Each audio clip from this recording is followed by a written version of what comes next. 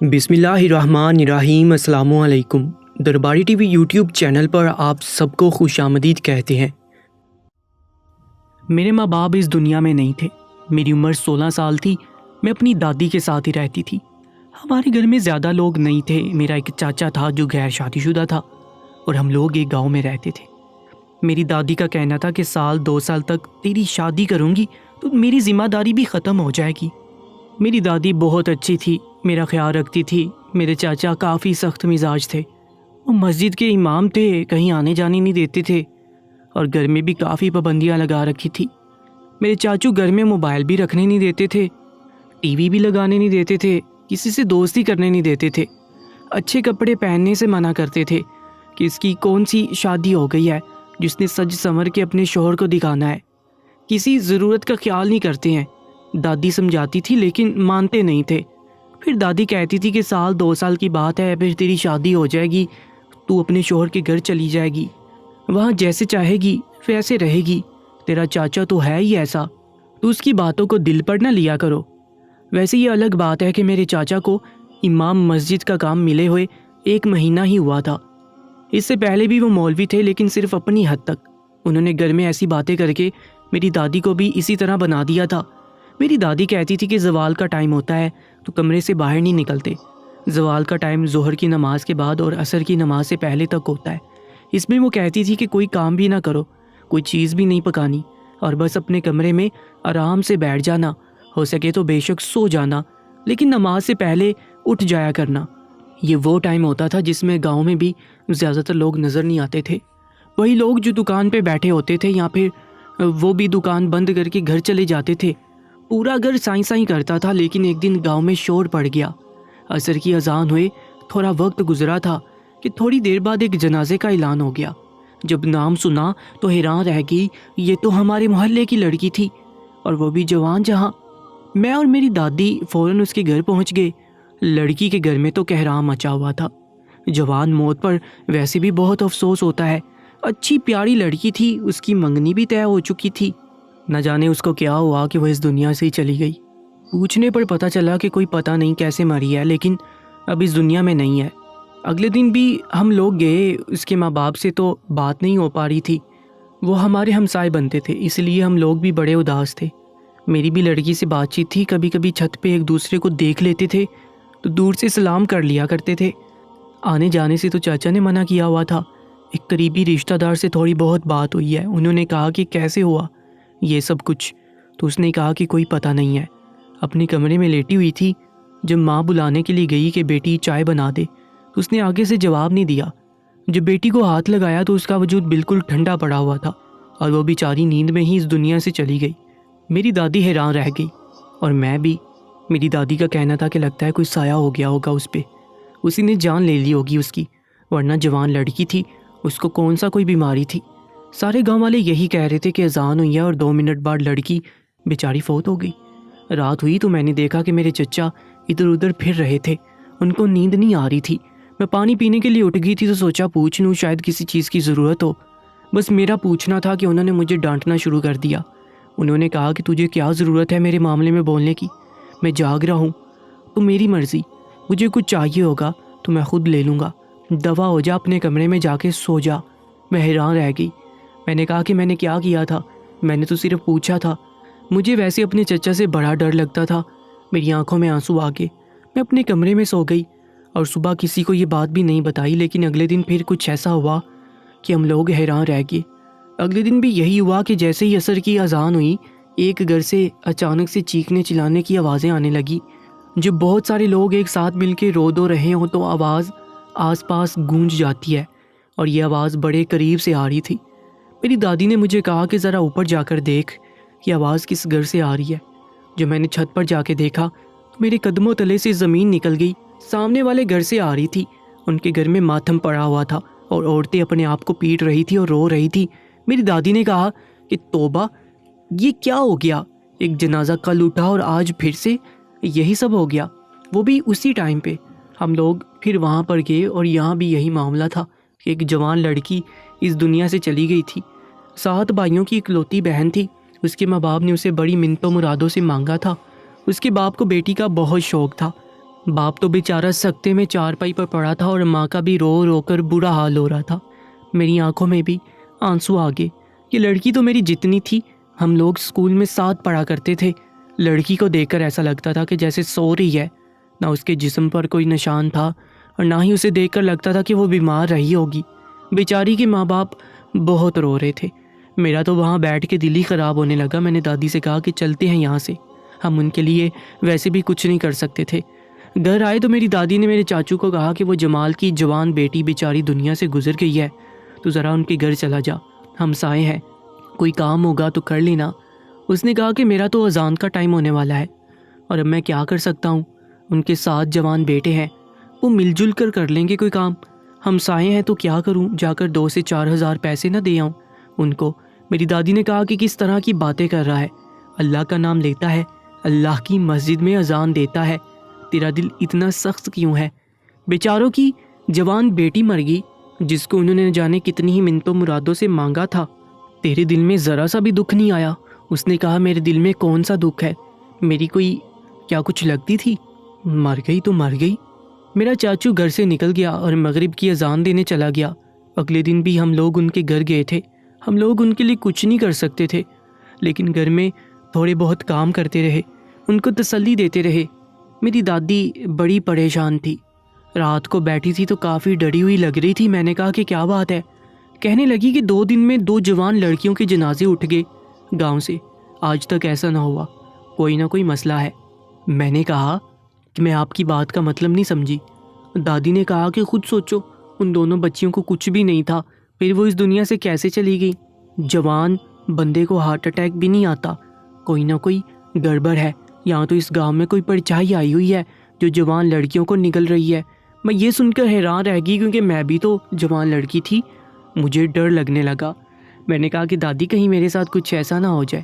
میں اپنی دادی کے گلے لگ گئی اور میری دادی نے بھی مجھے گلے سے لگا لیا۔ انہوں نے کہا کہ آج سے میرے کمرے میں سویا کر، تو میرے اچھے والے بیٹے کی آخری نشانی ہے۔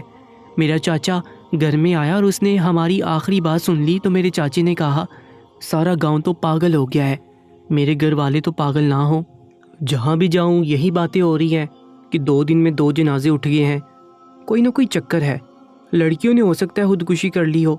میری دادی نے کہا کہ خودکشی نہیں کی کسی نے بھی، ایک لڑکی تو 7 بھائیوں کی اکلوتی بہن تھی، سارے گھر کی لاڈلی تھی، وہ کیوں خودکشی کرتی؟ اور دوسری لڑکی کی شادی ہونے والی تھی، اس نے خودکشی کیوں کرنی تھی؟ میرے چاچا نے کہا کہ اماں تجھے نہیں پتا آج کل لڑکیاں کیا کرتی ہیں، آج کل وہ حالات نہیں رہے ہیں کہ لڑکیوں کو باہر نکالو گے تو بگڑ جائیں گی، آج کل تم ان کو گھر کی 4 دیواری میں رکھو تب بھی بگڑ سکتی ہیں۔ یہ جو فتنہ موبائل ہاتھ میں آ گیا ہے، ساری دنیا ان کے سامنے آ جاتی ہے، اور ایک موبائل سے کتنے گناہ ہو سکتے ہیں یہ آپ کو پتہ ہے؟ میرے چاچا نے تو تقریر شروع کر دی۔ میری دادی نے کہا کہ مجھے کچھ نہیں پتا، مجھے تو بس اپنی بچی کی فکر ہے کہ اس کو کچھ نہ ہو جائے، ویسے بھی جو 2 بچیاں اس دنیا سے گئیں وہ آس پاس کے علاقے سے تھیں۔ میرے چاچا نے کہا کہ کچھ نہیں ہوتا اس کو، اور آپ بھی اس کو نہیں ڈرائیں، ڈر کے مارے بستر پکڑ لے گی، بچپن سے ہی ڈر پوک ہے۔ چاچا نے کہا کہ جاؤ میرے لیے جا کر کھانا نکال دو۔ میں نے کہا کہ لائٹ گئی ہوئی ہے، لائٹ آ جانے دے پھر کھانا نکال دوں گی۔ کچن میں بڑا اندھیرا تھا، مجھے تو ڈر لگتا ہے۔ میرے چاچا کو اور غصہ آ گیا اور اس نے کہا کہ لے دیکھ، لیزر ہونا شروع ہو گیا، اس کو تو بہانہ مل گیا کام نہ کرنے کا۔ میں اٹھ گئی اور موم بتی کی روشنی میں ہی کھانا نکالنے کے لیے چلی گئی۔ میری دادی نے چاچا کو کہا کہ کیوں بیچاری کے پیچھے پڑا رہتا ہے، بچی ہے، ہم نے اس کی شادی بھی کرنی ہے، پہلے تیری شادی کریں گے تو اس کی شادی کریں گے نا، گھر میں ایک بیٹی آ جائے گی تو دوسری جائے گی، اگر اس کو بھی بیچ دیا تو پھر گھر کے کام کون کرے گا؟ میرے سے تو کچھ نہیں ہوتا ہے، جتنی یہ میری خدمت کرتی ہے اتنی میری کوئی اور خدمت بھی نہیں کر سکتا، تو جلدی سے شادی کیوں نہیں کر لیتا؟ تیری عمر ہوگی ہے، اگر تیری شادی ہو جاتی تو آج تیرے بچے بھی ہماری اس بچی کی عمر کے ہوتے۔ میرے چچا نے کہا کہ میں بالکل بھی شادی نہیں کروں گا، آج میری شادی کا خیال اپنے دل سے نکال دے، مجھے کسی سے شادی نہیں کرنی۔ میری دادی نے کہا کہ کوئی وجہ بھی تو ہوگی، تو میرے چچا نے کہا کہ وجہ یہی ہے کہ مجھے جس طرح کی لڑکی سے شادی کرنی ہے اس طرح کی لڑکیاں آج کل آنا بند ہو گئی ہیں، لڑکیوں کے کبھی کسی کے ساتھ چکر ہیں تو کبھی کسی کے ساتھ، موبائلوں پر 10 یار بنا کر بیٹھی ہیں، کھیتوں میں ان سے ملنے کے لیے جاتی ہیں، آپ کو کیا پتا دنیا میں کیا ہو رہا ہے؟ ساری گندگی ان عورتوں نے ڈال رکھی ہے معاشرے میں۔ میری دادی نے کہا کہ صرف عورت اکیلی تو نہیں ڈالتی گندگی، یہاں اکیلی ہی کھیت میں چلی جاتی ہے، یہاں اکیلی فون پر کسی سے بات کرتی رہتی ہے، دوسری طرف بھی تو کوئی نہ کوئی ہوتا ہے نا، دونوں کی غلطی ہوتی ہے، لیکن ہر انسان تو غلط نہیں ہوتا۔ امی میں نے کسی سے بھی بحث نہیں کرنی، بس یہ میرا آخری فیصلہ ہے کہ میں نے شادی نہیں کرنی ہے، تو مجھے میرے حال پہ چھوڑ دو اور اپنی اسی بچی کے لاڈ نخرے اٹھا اس کی شادی کروا دے، لیکن میں پہلے ہی بتا رہا ہوں کہ شادی پر کوئی بھی فضول رسم نہیں ہوگی، بس کوئی اچھا سا گھر دیکھ کے اس کی شادی کرا دیں گے، مسجد میں بیٹھ کر نکاح کروا دیں گے، نکاح بھی میں ہی پڑھا دوں گا، اس کو یہاں سے چلتا کر، اور رہی بات تیرے ہاتھ پیر سلامت ہیں تو اپنا خیال رکھ سکتی ہے، اور اگر نہیں کرنی اس کی شادی تو بے شک نہ کر، اس کو اپنی خدمت کے لیے رکھ لے۔ ویسے بھی بڑے بھائی نے ہمارے لیے کیا کیا تھا؟ کچھ بھی تو نہیں کیا تھا، ساری زندگی اپنی بیوی کی غلامی کرتا رہا، اس کو لے کر ایک طرف ہو گیا، اور پھر یہ تو اچھا ہوا کہ اسے اس کو اس کے کیے کی سزا ملی۔ میری دادی نے کہا کہ شرم کر، بھائی اور بھابھی کے مرنے پر خوشی کا اظہار کر رہا ہے، تو کہنے لگا کہ سب کو ان کے کیے کی سزا ملتی ہے اور اسی دنیا میں ملتی ہے، یہ بات ہمیشہ یاد رکھنا۔ میں نے اپنے چچا کے لیے کھانا نکال دیا اور وہ کھانا کھا کے سو گیا۔ میری دادی کا کہنا تھا کہ یہ لڑکا تو پاگل ہو گیا ہے، پتہ نہیں میں کیا کروں، میرا بڑا بیٹا جیسا بھی تھا برا نہیں تھا، اگر اپنی بیوی کے حق میں اچھا تھا تو اس میں کیا برائی تھی۔ میری دادی مجھے میرے امی ابو کی باتیں سناتی رہتی تھی، وہ کہتی تھی کہ تیری امی اور ابو بہت اچھے تھے، تمہاری ماں اس گاؤں کی نہیں تھی، شہر کی تھی، اس لیے یہاں پر رہ نہ سکی، لیکن اس کی کوئی غلطی نہیں تھی اور قسمت بری تھی جب وہ دونوں اس دنیا سے چلے گئے اور ایک حادثے میں ہم لوگوں کو اکیلا چھوڑ گئے۔ شکر ہے کہ اس دن تو میرے پاس تھی، نہیں تو تو نے بھی اس دنیا میں نہیں ہونا تھا، لیکن مجھے تو پہلے ہی ڈر لگ رہا تھا کہ کہیں واقعی میں اس دنیا میں نہ رہوں، کیونکہ جو تیسرے دن ہوا وہ بھی کسی قیامت سے کم نہیں تھا۔ اب تو روز اس گاؤں سے جنازے اٹھتے تھے، ایک دفعہ کہیں سے اڑتے اڑتے یہ بات ہمارے کانوں تک بھی آ گئی کہ جب سے یہ اسلم نے اذان دینا شروع کی ہے تب سے ہی اذان کے فوراً بعد کوئی نہ کوئی لڑکی مر جاتی ہے۔ یہ سب کچھ اس کی وجہ سے تو نہیں ہو رہا ہے کہ یہ کوئی گناہ گار انسان تو نہیں ہے جو اللہ کی مسجد میں منبر پر کھڑے ہو کے اذان دیتا ہے، تو اس کی سزا ہم سب کو ملتی ہے۔ پتہ نہیں یہ بات کس نے کی تھی، یہ تو پتہ نہ چلا۔ میرے چاچے تک یہ بات پہنچی تو اس نے بھی غصے کا اظہار کیا، اس نے کہا کہ جس نے بھی یہ بات کی ہے وہ مجھے مل جائے تو میں اس کو بتاؤں گا، بھلا اس میں میرا کیا قصور ہے۔ گاؤں میں چھوٹی چھوٹی باتیں بہت پھیل جاتی ہیں، آج کل سب کا موضوع یہی تھا، لوگ عصر کے ٹائم اپنے گھر میں قرآن پاک پڑھنا شروع کر دیتے تھے، ہر طرف سے قرآن مجید کی صدائیں گونجتی تھیں، لوگ صدقہ خیرات کر رہے تھے اور اپنی بیٹیوں کو گھر سے باہر بھی نہیں جانے دے رہے تھے۔ جو بچی اسکول کالج میں پڑھتی تھی اس کا نقصان ہو رہا تھا کہ ان کو تو گھر سے نکلنے بھی نہیں دے رہے تھے، لیکن پھر آئے دن کوئی نہ کوئی موت ہو ہی جاتی تھی۔ مجھے اپنی جان کی فکر پڑی ہوئی تھی، لیکن ایک دن میں نے کچھ بہت ہی عجیب دیکھا۔ میری دادی کی طبیعت خراب تھی کیونکہ ان کے سر میں بہت درد تھا اور میرا چاچا گھر پر نہیں تھا۔ میں درد کی گولی لینے کے لیے کریانے کی دکان تک گئی۔ میری دادی نے کہا کہ تیرے چاچا نے دیکھ لیا تو تیری جان لے لے گا۔ میں نے کہا کہ کچھ نہیں ہوگا، ایک دو تھپڑ مارے گا تو کھا لوں گی، آپ کو اتنا درد ہو رہا ہے، آپ کو گولی لا کے دینی ہے۔ جب میں دکان پر گئی تو وہاں پر ایک لڑکی کھڑی تھی جس کو میں جانتی تھی، وہ میری عمر کی تھی، تھوڑی میری اس سے بات چیت ہو گئی۔ اس نے کہا کہ وہ بھی ذلیل ہوئی پڑی ہے اور اماں تو نہیں نکلنے دیتی، چوری چوری نکلی ہوں۔ میں نے اسے کہا کہ اپنی اماں کی بات مانو، کوئی پتہ نہیں کیا ہو جائے۔ میں اس کو اپنے ساتھ لے کر چلنے لگی، اس کا گھر پہلے آ گیا تو اپنے گھر میں چلی گئی اور میں اپنے گھر میں داخل ہوگی۔ گھر آئی تو چچا گھر پر نہیں تھا اور میں نے اپنی دادی کو دوائی دے دی، لیکن آج کے بعد یہی لڑکی اس دنیا سے چلی گئی جو مجھے دکان پر ملی تھی۔ سب کہتے تھے کہ لڑکیاں خودکشی کر رہی ہیں اور ان کے ماں باپ اپنی عزت بچانے کے لیے یہ بات چھپا رہے ہیں، یا پھر ان کے ماں باپ ہی یا خود ہی ان کو جان سے مار رہے ہیں، کیونکہ جب لوگوں کے پاس کوئی اس طرح کا موضوع آ جاتا ہے تو وہ اپنی اپنی کارستانیوں کو چھپانے کے لیے اپنی اپنی باتیں کرتے ہیں۔ لیکن میں نے اس لڑکی کو دیکھا تھا، اس کو دیکھ کر تو ایسا کچھ نہیں لگتا تھا کہ یہ کوئی زندگی سے تنگ تھی اور ابھی جا کر ہی خودکشی کر لے گی۔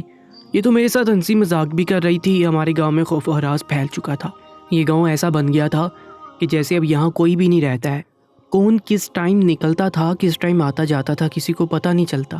عورتیں تو بالکل ہی گھر سے باہر نہیں نکلتی تھیں اور جوان لڑکیوں کی زندگی تو عذاب ہو کے رہ گئی تھی کہ وہ گھر کے اندر ہی پڑی رہتی تھی۔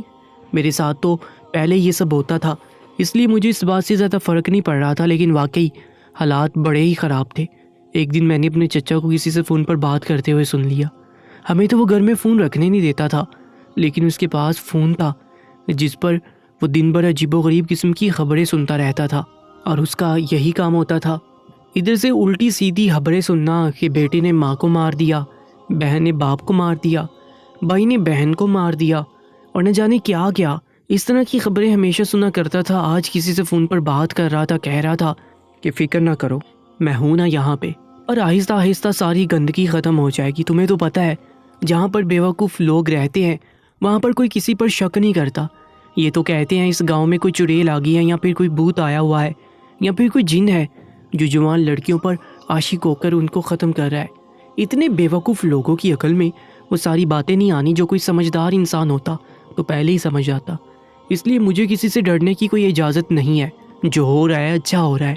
میرا چاچو لڑکیوں کی موت سے ایسے خوش ہو رہا تھا جیسے انسان اپنے گھر میں چوہے مار کے خوش ہوتا ہے، کہ ہمیں بہت تنگ کر رکھا تھا، اچھی بات ہے مر گئے، ہمارا سامان خراب کر دیا تھا۔ مجھے نہیں پتا تھا کہ میں کیا کر سکتی ہوں، لیکن میں نے سوچا تھا کہ کچھ نہ کچھ ضرور کروں گی۔ اتنے سارے لوگوں کو مرتے ہوئے دیکھا تھا۔ میرے ماں باپ تو اس دنیا میں نہیں تھے، لیکن جوان بچیوں کے ماں باپ تھے۔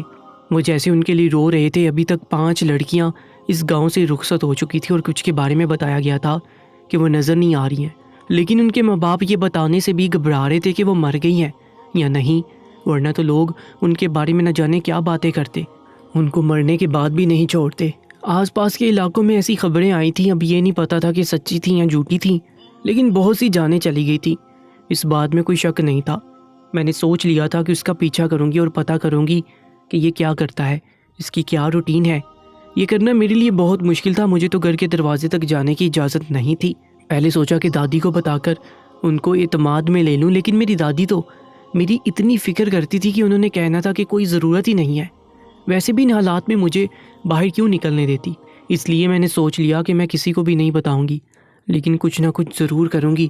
اور میں بہت ڈر رہی تھی، کسی نہ کسی کو بتانا بھی ضروری تھا۔ مجھے صرف 5ویں کلاس تک پڑھایا گیا تھا، لیکن میں پڑھائی میں بہت تیز تھی۔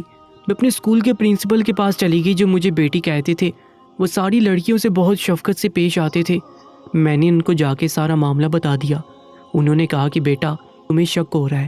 میں نے کہا کہ بے شک شک ہو رہا ہے، میں یہ شک دور کرنا چاہتی ہوں۔ میں چاہتی ہوں کہ کل کو اگر مجھ پر کوئی الزام لگے تو آپ میرا ساتھ دیں۔ آپ اس گاؤں کے بڑے ہیں، پڑھے لکھے ہیں، اسکول چلاتے ہیں، لوگ آپ کی بات مانتے ہیں۔ انہوں نے کہا کہ تم فکر نہیں کرو، تمہیں جو بھی کرنا ہے تم کرو اور ثبوت لے کر آؤ۔ اس کے بعد میرا ایک پولیس والا بھی جاننے والا ہے، میں اس کو بھی بلا لوں گا، دیکھ لیں گے۔ اگر اس طرح کا کوئی معاملہ ہوا تو کسی کو کچھ نہ کچھ کرنا ہی چاہیے۔ بھوت اور جن پر الزام لگا کر ہم ہاتھ پر ہاتھ رکھ کر نہیں بیٹھ سکتے۔ انہوں نے میرا ساتھ دیا اور میری ہمت بھی بڑھائی، اور کہا کہ ٹھیک ہے میں تمہارے ساتھ ہوں۔ میں اپنے چچا کا پیچھا کرتی رہی۔ پورا دن تو اس نے ایسا کچھ بھی نہیں کیا، لیکن جب شام ہوئی تو وہ مسجد میں چلا گیا۔ اس وقت مسجد میں کوئی بھی نہیں تھا۔ جیسے میں نے پہلے بتایا زوال کے ٹائم کوئی گھر سے نکلتا تھا، اور آج کل تو ویسے بھی کوئی گھر سے نکلا ہی نہیں کرتا تھا۔ مسجد بالکل ویران پڑی تھی۔ میں کسی کو فون کرنے لگا اور اس کو کہا کہ فلاں مکان نمبر ہے اور اس طرف سے راستہ جاتا ہے، وہاں پہ چلے جاؤ۔ لڑکی کے کمرے کی کھڑکی گلی میں باہر کی طرف کھلتی ہے، اس ٹائم وہ سو رہی ہوگی، وہاں سے اندر داخل ہو جانا۔ کھڑکی کا تالا میں نے پہلے ہی توڑ دیا اور کام ختم کر کے واپس آ جانا۔ میں حیران رہ گئی۔ اس کے بعد چچا اذان دینے کی تیاری کرنے لگے، وضو کرنے لگے۔ اس کا مطلب کہ وہ کسی اور کے ہاتھوں کسی لڑکی کو مروانے والا تھا۔ میں نے سن لیا تھا۔ میں اس گھر کی طرف بھاگ اٹھی اور راستے میں پرنسپل صاحب کو بھی بتا دیا۔ جب ہم کمرے میں پہنچے تو سامنے کا منظر دیکھ کر حیران رہ گئے۔ ایک آدمی اس لڑکی کو مارنے کی کوشش کر رہا تھا۔ اس کا مارنے کا طریقہ بڑا ہی عجیب تھا۔ کہتے ہیں کہ انسان کی گردن پر ایک رگ ہوتی ہے جو انسان کی گردن کے پیچھے کی طرف ہوتی ہے۔ اگر اس پر بہت زور سے وار کیا جائے تو انسان کافی گھنٹوں کے لیے بے ہوش ہو جاتا ہے، اور اگر زیادہ ہی زور سے مارا جائے تو انسان مر بھی سکتا ہے۔ یہ قاتل اسی رگ پر وار کیا کرتا تھا۔ اتنا گاؤں میں کسی کو علم ہی نہیں تھا، اور یہ رگ گردن کے بالکل پیچھے ہوتی تھی جس پر کوئی دھیان نہیں ہوتا تھا۔ ہم وقت سے پہنچ گئے اور اس لڑکی کی جان بچ گئی۔ ہمارے ساتھ ایک پولیس والا بھی تھا۔ اس نے فوراً اس آدمی کو پکڑ لیا اور اسے پولیس والے پکڑ کے لے گئے۔ لڑکی کے ماں باپ کو بھی سب کچھ بتا دیا گیا۔ گاؤں کے معززین بھی اکٹھے ہو گئے، سب میری بہادری کی داد دے رہے تھے۔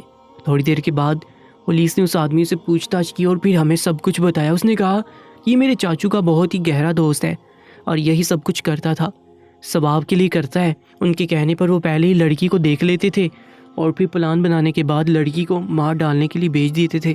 جس لڑکی کو سب سے پہلے مارا گیا تھا وہ فون پر کسی سے بات کرتی تھی، اسے پسند کرتی تھی، اس سے شادی کرنا چاہتی تھی اور وہ اس کا منگیتر تھا۔ لیکن میرے چاچو کو یہ بات پسند نہیں تھی کہ شادی سے پہلے دونوں فون پر بات کیوں کرتے ہیں۔ اسی طرح دوسری لڑکی 7 بھائیوں کی بہن تھی، وہ بہت زیادہ لاڈلی تھی لیکن اپنے باپ کے ساتھ بدتمیزی کر رہی تھی، جو میرے چاچو نے دیکھ لیا اور نہ جانے کیسے میرا چاچو ان ساری لڑکیوں پر نظر رکھتا تھا۔ اب مجھے سمجھ آئی کہ وہ عجیب و غریب باتیں کیوں کرتا تھا۔ یہ اسی ٹائم سب کرواتا تھا جب گاؤں میں زیادہ لوگ نہیں ہوتے تھے اور سب لوگ اپنے اپنے کمروں میں سو رہے ہوتے تھے، ہر طرف خاموشی ہوتی تھی اور اس ٹائم کے بعد وہ اذان دینا شروع کر دیتا تھا۔ یہ سب اس نے پلان کے مطابق کیا تھا۔ پولیس نے میرے چاچا کو پکڑ لیا، وہ مجھے بھی جان سے مار دینا چاہتا تھا لیکن اب اس کو پکڑ لیا گیا تھا۔ میری دادی کا سر بھی شرم سے جھک گیا۔ انہوں نے کہا کہ تیرے جیسا بیٹا پیدا کرنے سے اچھا تھا کہ میرا کوئی بیٹا نہ ہوتا۔ اس کو پولیس پکڑ کر لے گئی اور بعد میں پتہ چلا کہ وہ نفسیاتی مریض تھا۔ پورا دن اس طرح کی خبریں وغیرہ سنتا رہتا تھا جس کی وجہ سے اس کا دماغ خراب ہو گیا تھا۔ اسے عورتوں سے نفرت تھی، شادی بھی نہیں کرنا چاہتا تھا۔ میں نے زندگی میں کبھی کوئی اچھا کام نہیں کیا تھا، میرے ماں باپ بھی نہیں تھے اس لیے مجھے کوئی زیادہ عزت نہیں دیتا تھا اور میں بس ایک عام سی لڑکی تھی، گمنام تھی، جس کے بارے میں کوئی نہیں جانتا تھا کیونکہ یہاں پر لڑکی اپنے ماں باپ کے نام سے ہی جانی جاتی ہے۔ لیکن اب میرا شوہر مشہور ہو گیا تھا، سب نے میری تعریف کی، میری ہمت بڑھ گئی اور اس نے کہا کہ تم نے بہت بہادری کا کام کیا، نہیں تو یہ پاگل انسان نہ جانے کیا کیا کرتا رہتا۔ اس کے بعد ہم لوگ بالکل اکیلے ہو گئے کیونکہ ہمارا کمانے والا اس دنیا سے چلا گیا تھا۔ گاؤں والے مدد کر رہے تھے لیکن کب تک کرتے۔ پھر میرے لیے گاؤں کے سب سے امیر خاندان یعنی کہ چودھریوں کے گھر سے رشتہ آ گیا۔ انہوں نے کہا کہ یہ بہت بہادر بچی ہے، اس کا ہمارے خاندان میں ہونا ضروری ہے، کل کو اس سے ہماری نسل پیدا ہوگی وہ بھی بہادر ہوگی۔ انہوں نے ہمارے سے کچھ بھی نہ لیا اور مجھے شوہر کے روپ میں ایک بہت اچھا اور خوبصورت انسان مل گیا۔ دادی کو بھی انہوں نے اپنے ساتھ رکھ لیا۔ اب ہم لوگ حویلی میں رہتے ہیں۔ جب انسان بہادری کرتا ہے اور کسی کی جان بچاتا ہے تو اسے انعام ضرور ملتا ہے، اور میرے لیے تو یہی انعام تھا کہ میری ساری زندگی ایک اچھے خاندان میں گزرنے والی تھی۔ میرا شوہر پڑھا لکھا تھا اور بہت ہی اچھا تھا۔ میرے چاچا کو عمر قید کی سزا ہو گئی، اب وہ کب باہر آنے والا تھا ہمیں نہیں پتا تھا۔ دادی کے دل میں خلش تو تھی، دادی کہتی تھی کہ جو اس نے کیا اس نے لوگوں کے بچوں کی جان لی ہے، میں اس کو کبھی معاف نہیں کروں گی۔ ایسے ہی سچے واقعات کے لیے ہمارے یوٹیوب چینل کو سبسکرائب کر لیجیے گا۔ انشاءاللہ ملاقات ہوگی ایک نئی ویڈیو میں، تب تک کے لیے اللہ نگہبان۔